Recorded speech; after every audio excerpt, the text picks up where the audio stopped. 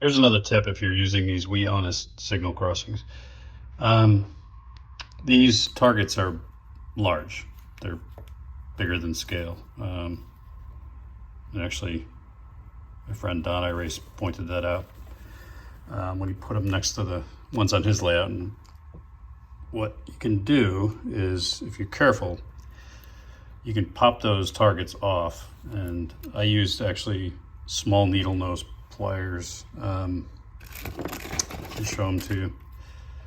Sort of slightly flattened needle nose pliers. And if you get the top of the LED and just the edge of the back, because they're super glued in there, I think, just be very careful not to scratch the lens. And if you put pressure, not too much at once, the targets will actually pop off. And then you can file them down. And what I've gotten them down to is about this size, and I'm in the process of just painting them flat.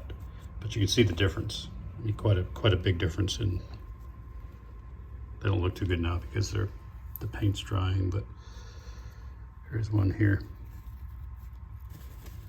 Quite a big difference. And if you put them on, I don't want to do it now because the paint's wet, but you can see they're much more to scale. So I'll clean them up and get the paint looking smooth.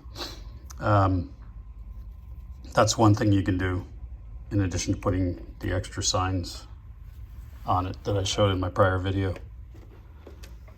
These 3-track and putting the signs on the backside.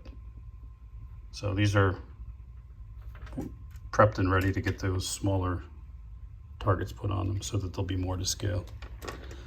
So that's something you can do. And the way I filed them down, it's difficult to file a circle and keep it round, but here's one that's sort of I gave up on because I chewed it up a bit, but and a lot of you are gonna cringe at this, but wear your safety glasses, obviously.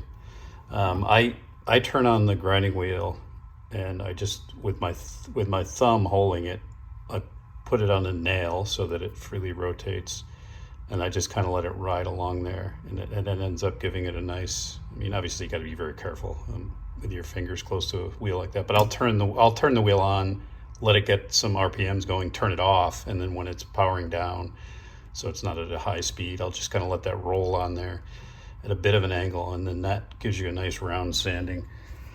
And then you got to finish it off, of course, and it's quite a bit of time-consuming detail work, but I think it's worth it because, again, if you're looking at targets that are as big as the ones that come with it for HO scale, you definitely would be better off with something around that size.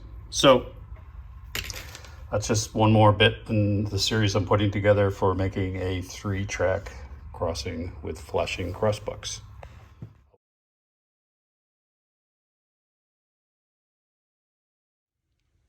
So there's the WeHonest before the mods, and here it is after the mods.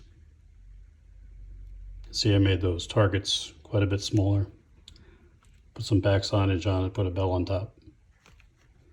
Good product, but you definitely can tweak it, give it a bit more realism.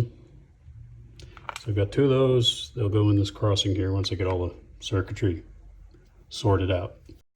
More on that later.